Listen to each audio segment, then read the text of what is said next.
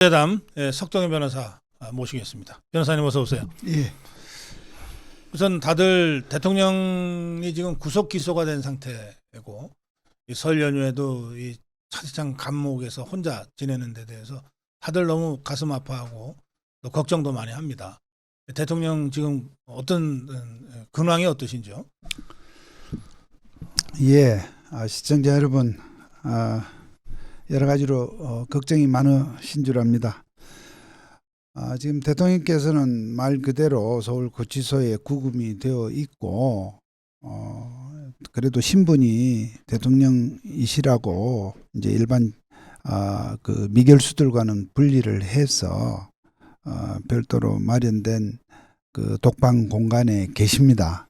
그래서 그간에는 공수처가 또 변호인들 외에는 접견을 금하다 보니까 이제 저희 변호인들이 자주 가서 또 실제 지금 탄핵 변론 준비 등 의논도 하고 또 여러 가지 참 이렇게 말벗도 되어 드리고 합니다. 왜냐하면 변호인들이 안 가면 방에 혼자 계셔야 되니까 네. 접견하는 공간으로라도 좀 나와 계시도록 그렇게 하고 있고 의연하게 또 건강 양호하게 잘 계신다는 말씀을 드리겠습니다.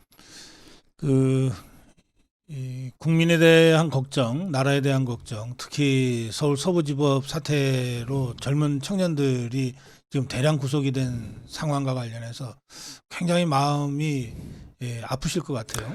예, 그렇습니다. 지금 대통령께서 지난주에 이제 서부지방법원의 어떤 영장 발부되던 날 발생한 그런 안타까운 사태에 대해서 약간 굉장히 참 마음 이렇게 좀 아파하시고 사실 뭐 서부지방법원이 또 공수처와 함께 정말 잘못했죠. 그러나 그와 별개로 국민들께서 그런 일로 너무 그런 일이 없었으면 좋겠다. 특히 대통령께서는 이제 사실 지난 12월 초 계엄도 정말 불상사가 안 생기도록 한다는 점에 유의를 하셨고 또 공수처 수사 시작될 무렵에 그 안타깝게 분신하셔서 자결하신 그 김태권님 그런 사항도 정말 어떻게 말할 수 없는 그런 좀 안타까움을 갖고 계신다는 말씀을 드리겠습니다.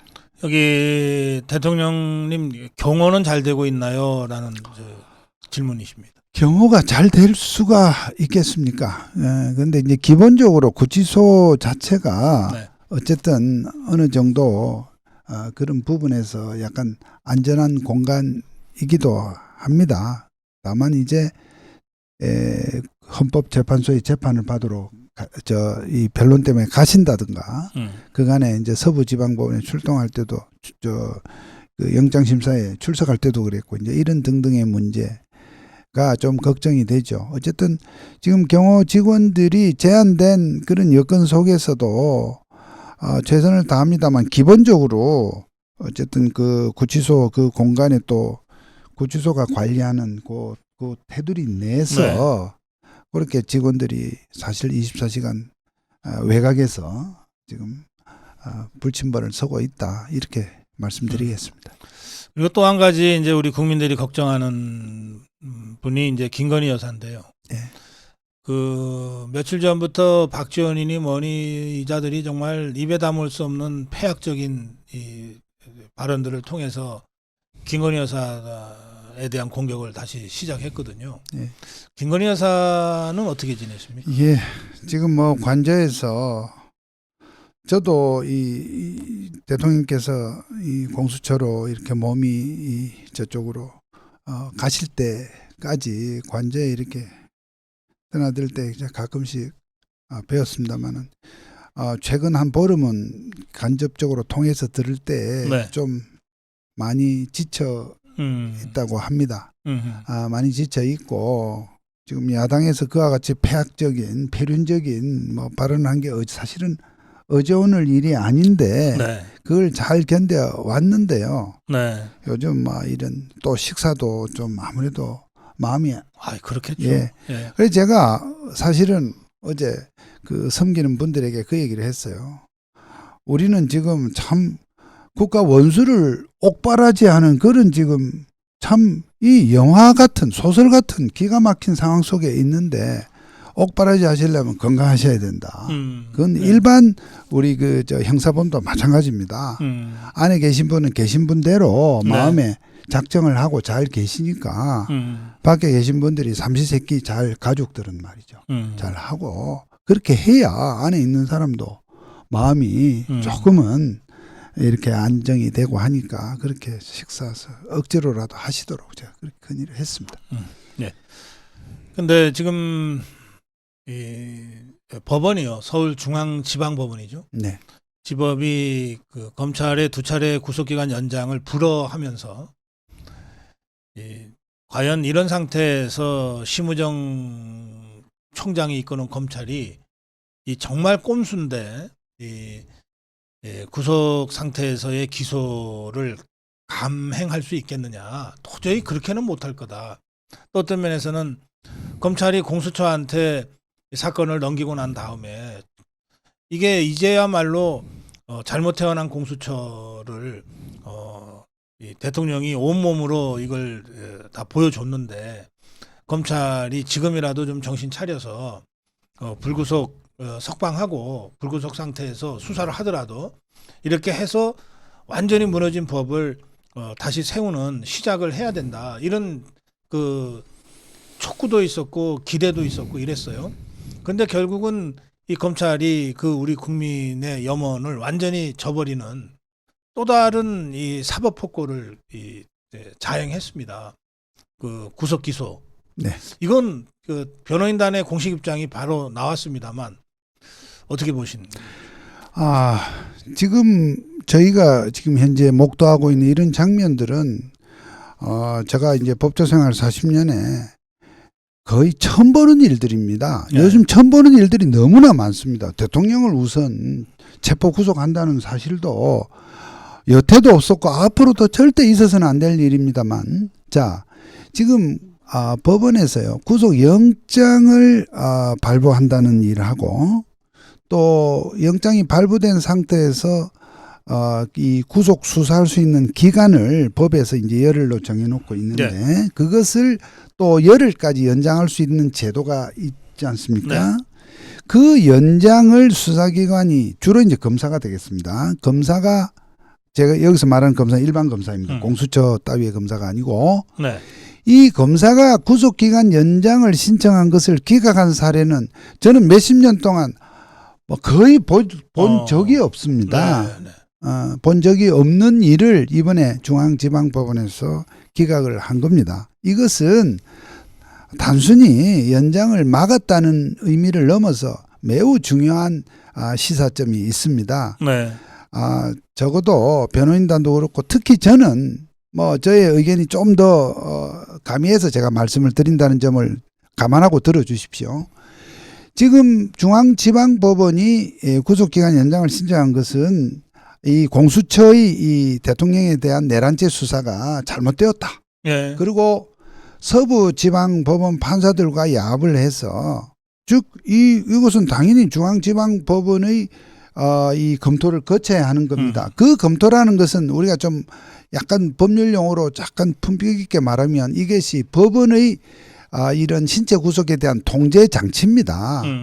검사가 수사에 필요하다고 해서 아무 시민이나 이렇게 신병을 잡아가면 되겠습니까?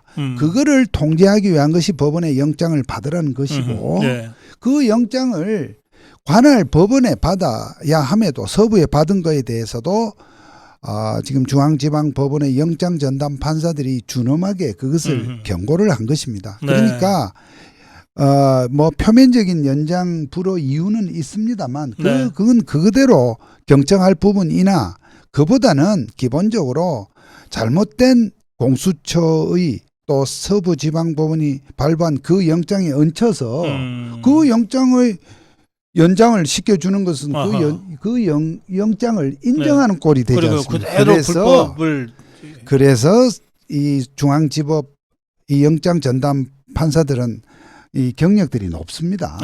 그분들이 또 그리고 한 분이 기각을 했지만 세 분의 영장 전담 부장들 간에 이건 저희들이 추론이나 네. 어느 정도의 의견 교환이 있었을 것으로 봅니다. 네. 그래서 이것을 말하자면 다 그것도 치우고 음. 하려면 너희들이 직접 새로 해라 네. 하는 이런 의미라고 저희는 봅니다. 네. 그렇다면 검찰로서도 지금 초반에 계엄 직후에 뭐 우왕좌왕했을 수 있겠으나 지난 한 50여일 동안에 또 대통령의 그 헌재 변론에서 말씀하신 내용 등등을 종합해 보면 이게 계엄이 곧 내란이다는 이 프레임은 안 맞거든요. 예. 내란죄라고 하는 것이 법에 형법에 있는 구성 요건에 안 맞다는 부분은 아니까 오히려 숨 고르기를 할 수 있는 좋은 기회를 네. 법원이 주었다고 할 수 있습니다. 아하. 예.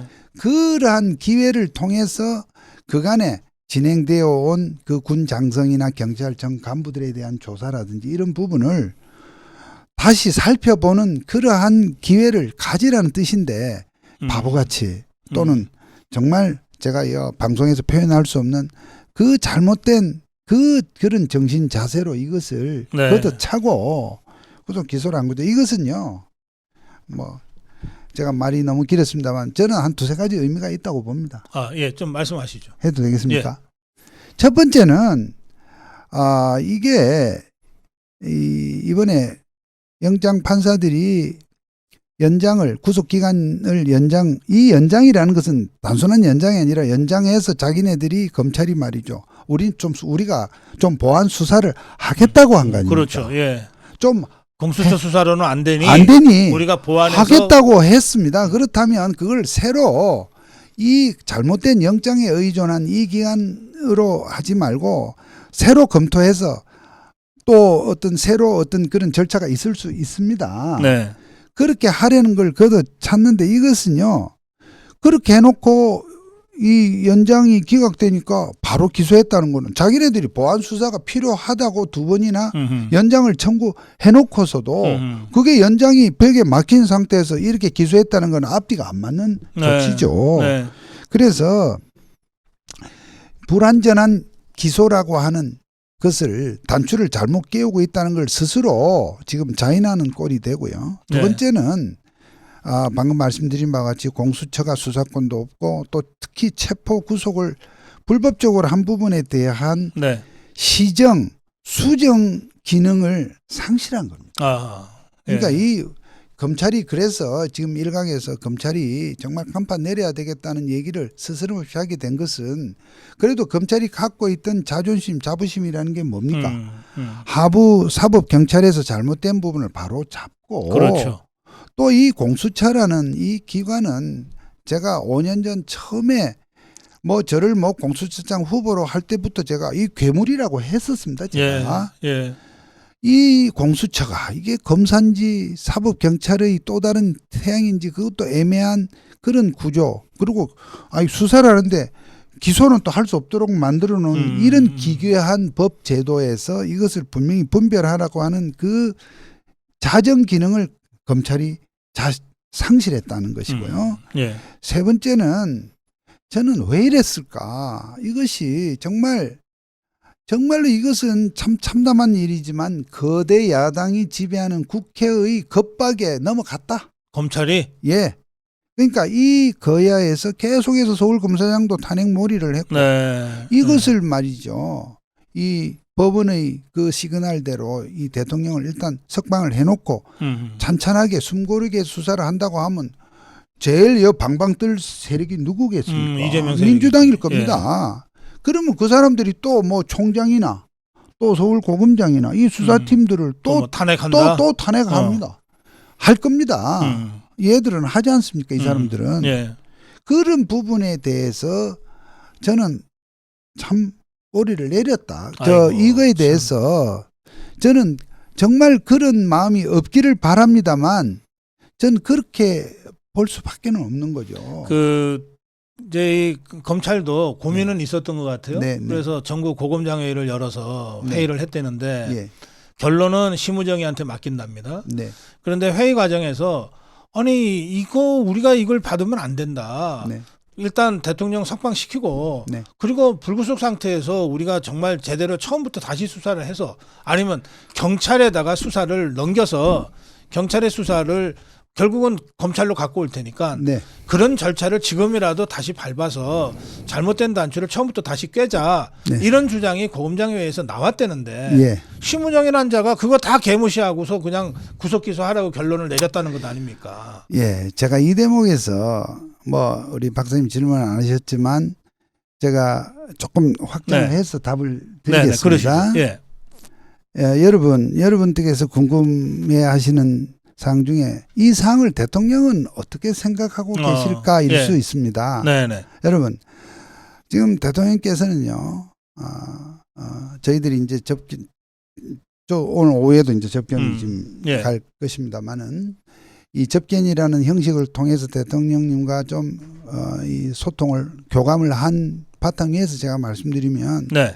지금 대통령께서는 사실은 공수처에서 이쪽으로 검찰로 사건을 넘길 때 이 연장 신청이 필요하고요. 구속 기간 연장. 때문에 예.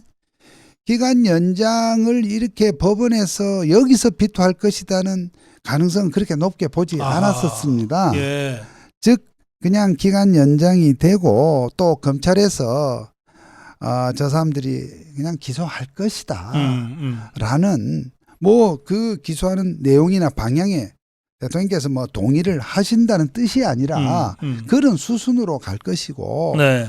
그렇게 기소가 되면 더 이상 이제 수사한다 뭐 한다는 그런 일도 없을 것이고 그래서 법원에서 2월 이 중순경에 이제 보석 신청을 해서 일단 예. 보석 석방을 이렇게 좀 생각을 하고 계셨어요. 왜냐면 몸은 나와야 되니까. 예. 그런데 약간 예상을 넘어서 지금 법원에서 연장 기각을 했기 때문에 저희 변호인들이 많이 이제 좀 말하자면 흥분을 좀 했습니다. 좀 기대를 하게 됐어요. 예. 그래서 좀 기대를 했습니다만 대통령께서는 의연하게 오히려 우리를 너무 이거에 너무 흥분하지 마라. 너무 기대하지 마라. 기소할 가능성이 많고 그러면 나는 여기서 이틀 먼저 나가는 게 중요한 게 아니고 예. 오히려 저쪽에서 얼기설기라도 어떻게 기소하는지를 왜냐하면 대통령 입장에서는 이게 대통령이 무슨 내란을 하냐. 내란이라고 하는 것은 대통령을 향해서 집권 세력, 집권자를 향해서 소위 네. 그 판을 뒤엎겠다는 반란 세력이 하는 게 내란인 것이죠. 예. 대통령이 예를 들어서 뭐 종신 집권을 획책한다든가 또는 임기가 다 된 후에 어쨌든 우리의 그 헌법 체제에 안 맞게 연장을 해서 뭘 그러한 정말 도를 넘은 욕심을 부리는 경우라면 모를까.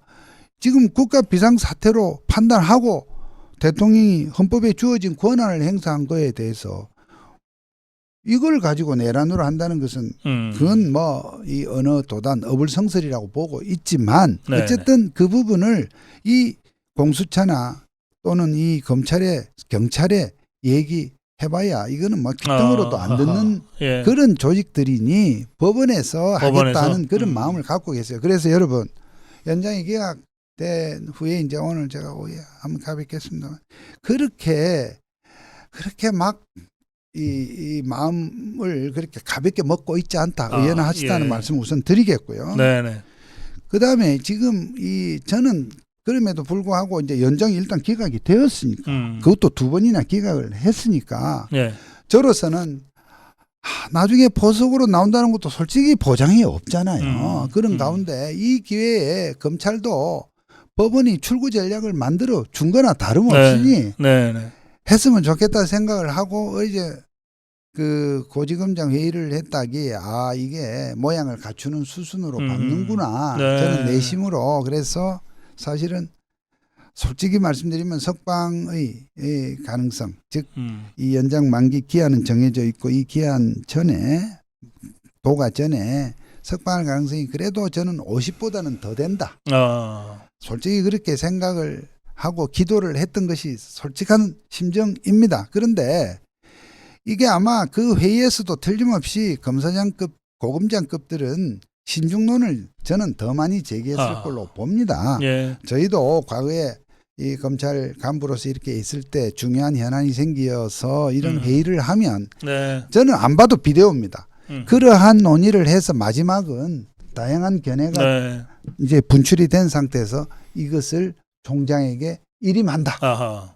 아마 이런 형태로 네. 결론이 네. 나면 총장 입장에서는 그에 앞서 수사팀 소위 특수본이라고 하는 거기서 올라온 의견과 이 회의에서 전국의 모든 지검장이 빠짐없이 참석했는지 제가 알 수는 없지만 네. 그래도 다수가 참석했을 거라면 네. 거기서 나온 신중론 이런 부분을 종합해서 총장이 결론을 내릴 때 총장 입장에서 그 수사팀에 올라온 보고와 내하고 1대1 구조에서 그 팀들의 강성 의견, 그 팀들은 저는 강성 의견, 강경 의견, 즉 다시 말하면 구속 기소해야 된다. 기소 쪽으로 갔을 가능성이 큽니다. 왜냐하면 자기네들은 어쨌든 물론 이 구속기한 연장이 거절됐지만 이 경우에 그냥 이렇게 내줬다가는 뭐 이런저런 이 뒷골이 땡긴다든지 이런 일이 있을 거니까 또 그리고 명분이 밑에 장성들이 지금 구금되어 있지 않느냐 네. 이런 식으로 했겠습니다. 그런데 총장이 이제 그러한 상황에서 결국 수사팀의 그런 구속 기소 의견을 들어준 것이 참 아까 제가 말씀드린 그런 한 두세 가지의 알겠습니다. 의미가 되는 거죠. 지금 댓글창에는 심우정이 배신했다, 쫄았다, 여러 가지 얘기들이 나오는데요.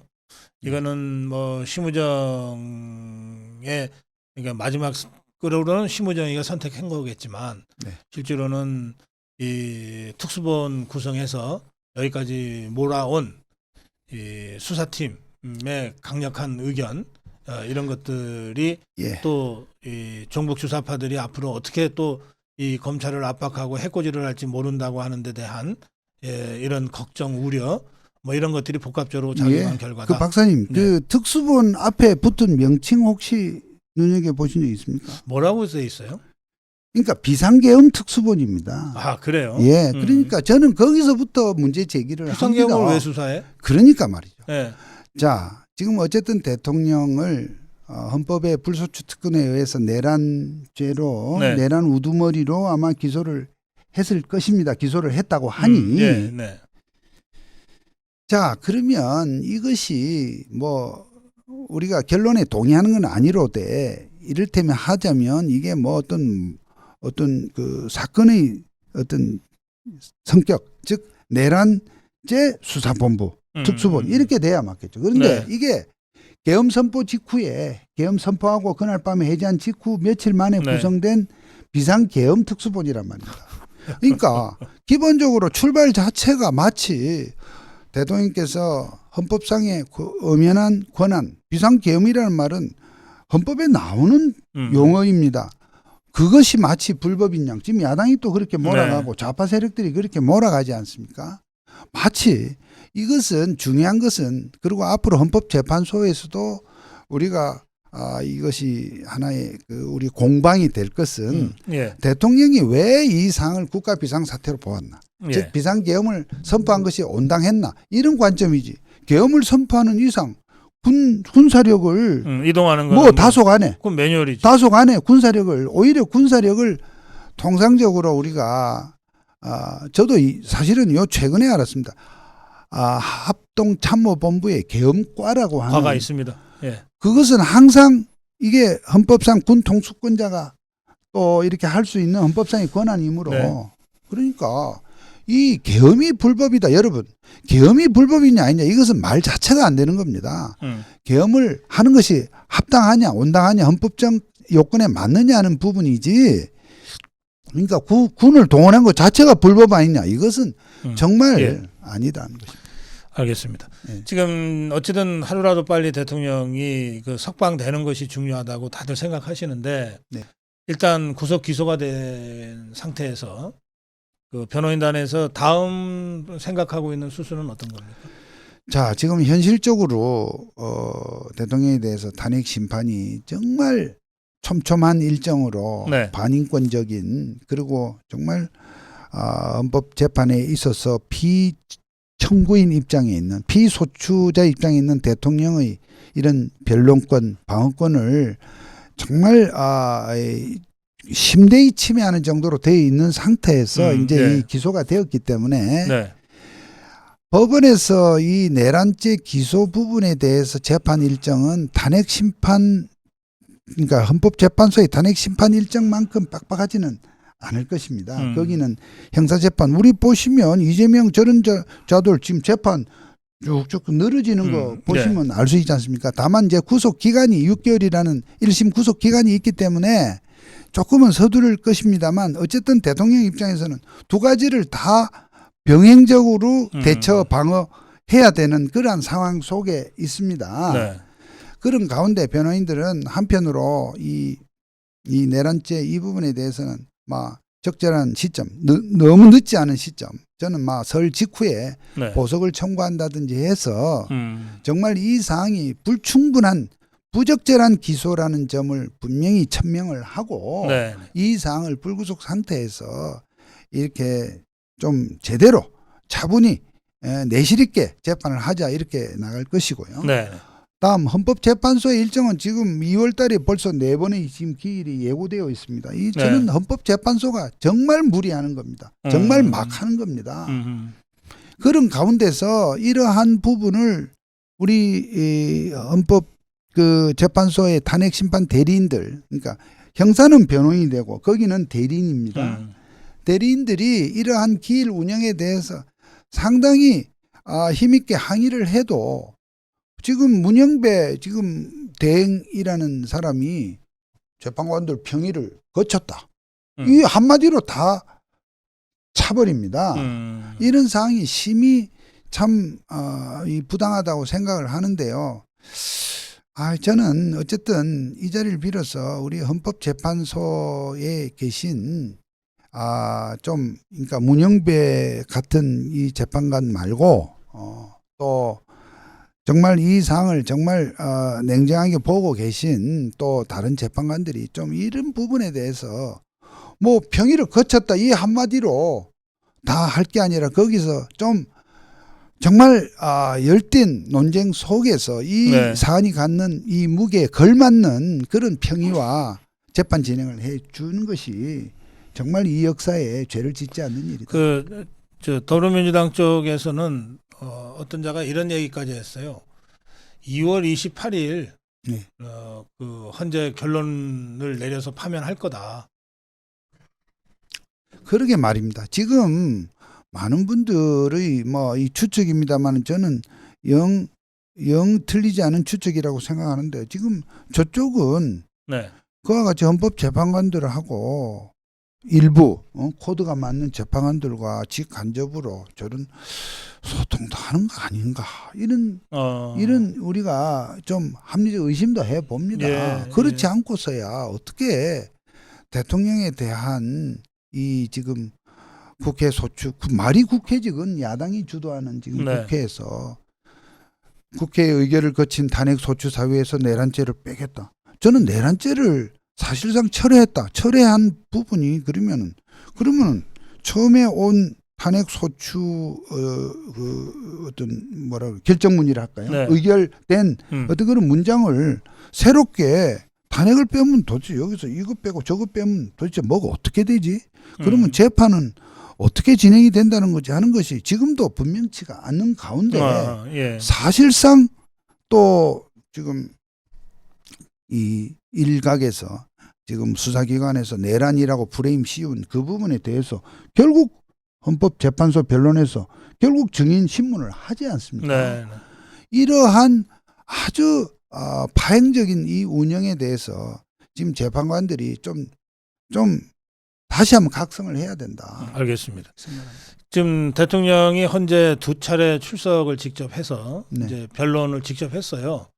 그런데 그 예상보다 좀 빨리 대통령이 내가 나가야 되겠다 그렇게 해서 나오게 됐다고 보도가 된 적이 있는데 어떻습니까? 예, 그렇습니다. 어쨌든 대통령 입장에서는 이 구치소의 어떤 구금 상태에서 그냥 그런 변론 진행을 이렇게 전달받고 이렇게 하기보다 당신이 나가서 또 직접 어떤 진술의 기회가 가령 네. 이 재판 절차라는 것이 또 절차상의 여러 가지 뭐 말을 할 기회가 있을 때도 있고 없을 때도 있고 또 어느 순서에 해야 되고 하는 그런 부분이 있지 않겠습니까? 그러니까 대통령이 재판에 나간다고 해서 항시 뭐 마음대로 충분히 얘기해 주게 하는 것은 사실은 아니지만 그러나 대통령께서 이러한 상황을 직접 보시고 또 필요하면 요소에서 바로 그 자리에서 즉각적으로 어떤 시정이 돼야 네. 되겠다는 부분, 팩트 부분에서 또는 나름대로 예컨대 계엄을 왜 했는지 하는 이런 설명 부분은 대통령 이상 하실 분이 있겠냐고요. 그래요. 당사자 결정한 그 직책의 책임자로서 또 당사자로서 이제 그러한 부분을 하는 것이 우선 대통령은 무조건 나를 유리하게 해달라가 아니라 정확히 하고 내실 있게 하자는 네. 측면에서는 이렇게 나가고 그래서 처음에는 이 재판 이 기일 진행이 조금은 이렇게 지금보다는 좀 찬찬히 될 것으로 이제 보셨다가 네. 이것이 뭐 미리 이렇게 너댓 번의 기일을 미리 다 지정 통보를 해버린다든지 이런 식으로 약간은 좀 예상보다 좀 이 조급하게 돌아가니까 네. 그렇다면 입장을 바꿔서 대통령이 나가셔야 되겠다. 나감에 따른 여러 가지 구치소에서 환복을 하고 사실 또 이동을 하는 과정에서 현직임으로 여러 가지 경호 문제라든지 그런 어려움이 있음에도 이것은 더 중요한 문제를 위해서는 그것은 극복을 해야 된다 하고 나가시는 거예요. 그래. 두 차례 직접 변론에 나섰는데 분위기 좀 전해주세요. 생방송이 안 되기 때문에 또 이 기성 언론들이 편집된 영상을 지금 보여주고 있어서 실제 현장 분위기가 어땠는지 좀 궁금해요. 그렇습니다. 지금 두 번을 하셨고요. 특히 지난 23일 목요일 날 김용현 전 국방부 장관의 정인 출석이 저는 초반에 분수령이었다 이렇게 보고요. 그래요. 그날 영상이 뭐 실시간은 아니겠습니다만 그래도 약간의 시차를 두고 그날 저녁 정도에는 그러니까 재판이 5시 반쯤 끝났나요? 끝나고 난 뒤에 5시 반이 아니라 6시가 정회 시간 등하면 6시가 좀 넘어서 끝났거든요. 6시 반쯤에 끝난 것 같습니다.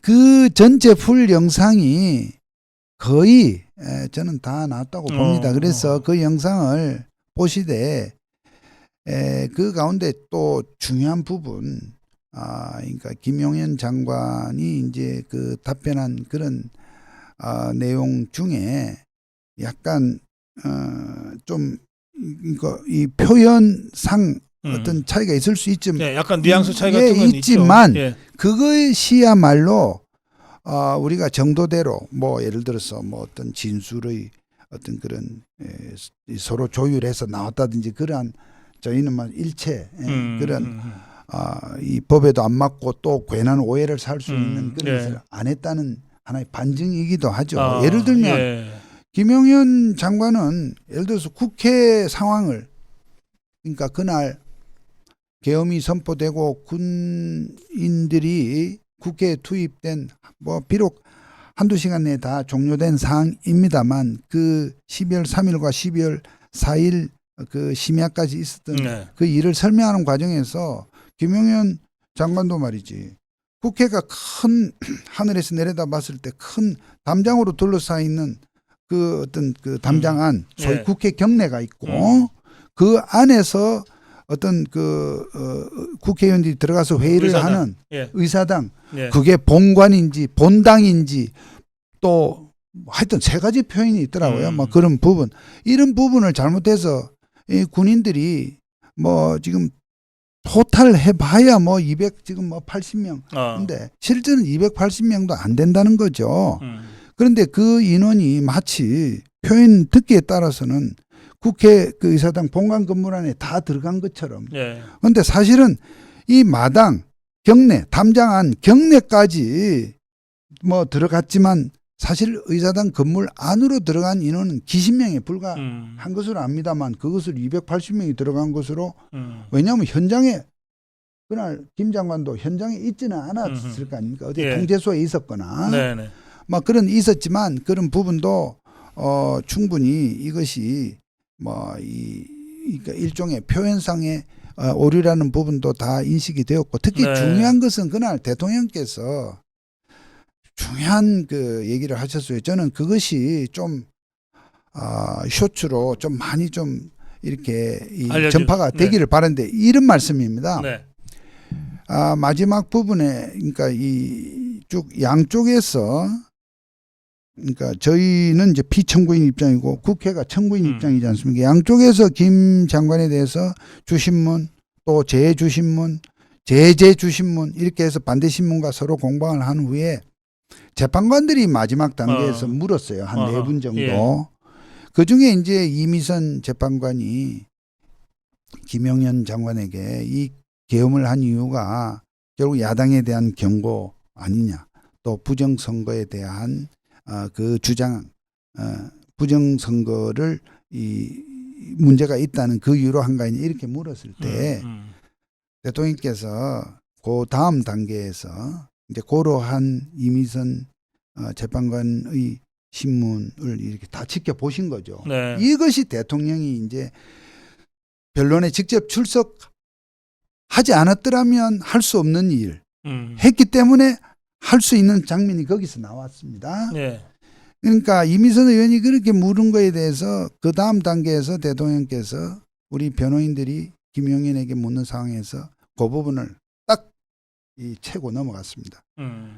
지금 앞서서 이미선 재판관이 이게 야당에 대한 물론 충분히 야당에 대해서 경고할 만은 하죠. 야당이 그간에 네. 여러 가지 폐악적인 행위를 했고 탄핵을 남발하고 또 입법 폭주를 하고 예산 무조건 자르기를 하고 여러 가지 잘못을 해서 지금 국정이 하나 제대로 되지 않았다는 그 상황이 국가 비상사태의 중요한 부분이면 틀림없죠.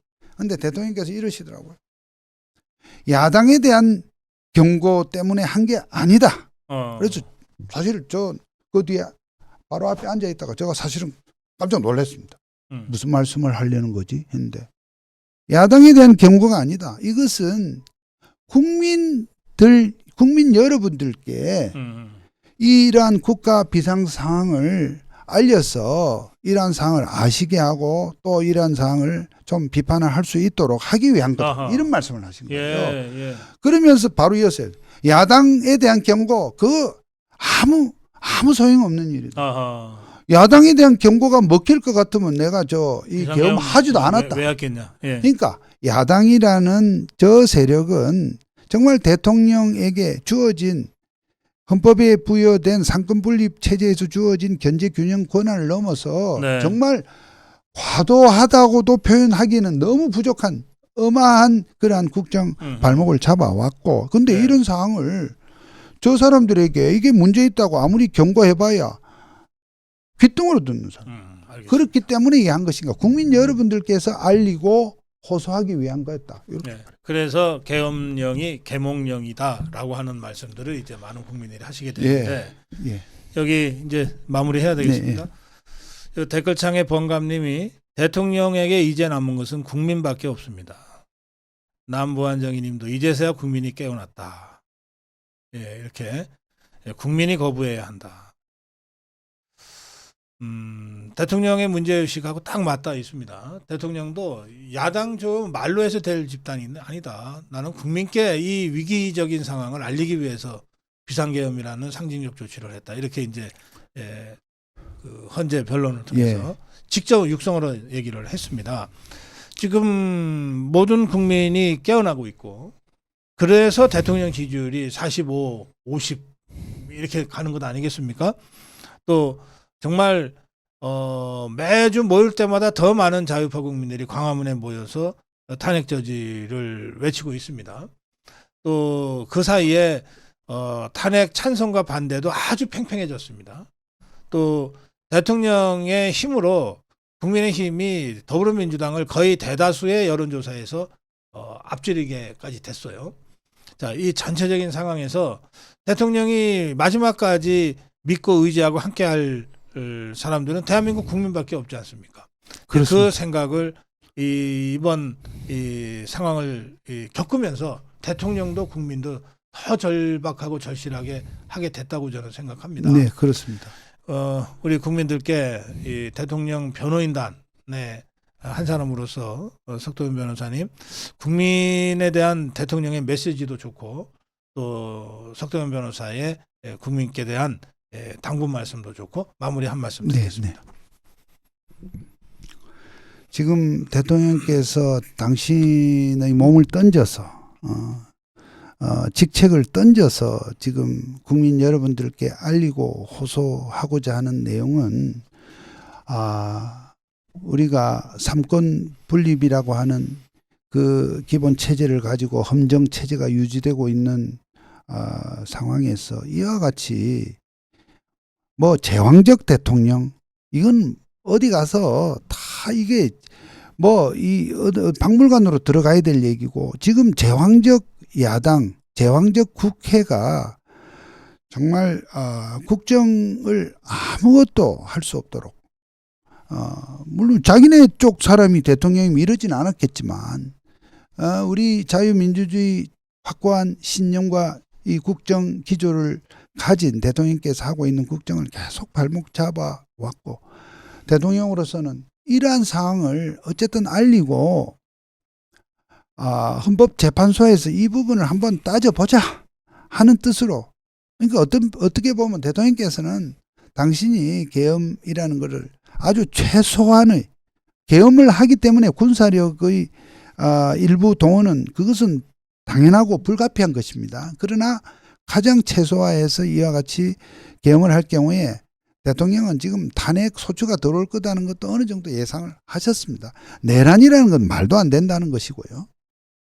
정말 그렇다면 이제 앞으로 헌법재판소에서 할 일은 정말 대통령이 왜 이 상을 국가 비상사태로 받느냐 하는 부분입니다. 그러니까 우리 국민 여러분들의 이러한 부분에 대해서 이해와 공감 그리고 대통령의 그런 입장에 대한 지지가 정말 어마한 힘이 됩니다. 우리 변호인들이 법적인 조치 어떤 그 법정 내의 절차는 최선을 다하겠습니다만 국민들이 그렇게 도와주시고요. 한 가지 제가 부탁 말씀을 드리고자 합니다.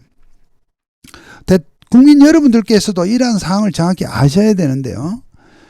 대통령이 12월 12일자에 발표한 대국민 담화문 그리고 체포되신 이후에 국민 여러분들께 손편지 글을 올린 내용이 인터넷에 있을 것입니다. 제법 긴 글입니다. 그 부분을 여러분들 좀 찬찬히 읽어보시고 숙독을 하셔서 거기에 왜 당신이 계엄을 했나 또 이 사항을 왜 국가비상사태로 보았나 이렇게 그냥 방치해서는 야당의 저러한 만행을 그냥 방치해서는 안 되겠다. 또 이 우리나라의 지금 행정사법이 얼마나 파행적으로 돌아가는지 재판 하나 하는데 5년이 걸리고 무슨 문제가 이 선거제도에 관해서 이렇게 많은 국민들이 걱정을 하고 문제를 제기해도 선관위라는 것이 오로지 폐쇄적으로 몰으세 하고 있는 이런 부분 등에 대해서 다 그 두 가지 글에 나와 있으니 여러분들께서 좀 이번 연휴에도 그런 부분을 좀 읽어 보셔서 함께 좀 논리무장을 하시고서 이러한 법정 투쟁 대통령의 이러한 지금 외로운 싸움에 여러분들이 좀 힘을 모아주시면 좋겠다. 너무 감사하게 생각하면서 부탁을 드립니다. 예, 고맙습니다. 오늘 특별대담 석동현 변호사와 함께했습니다. 석동현 변호사는 이제 방송 끝나는 대로 경기도 의왕시에 있는 서울구치소 지금 독방에 구금되어 있습니다. 윤석열 대통령을 또 변호인 접견을 하러 갑니다.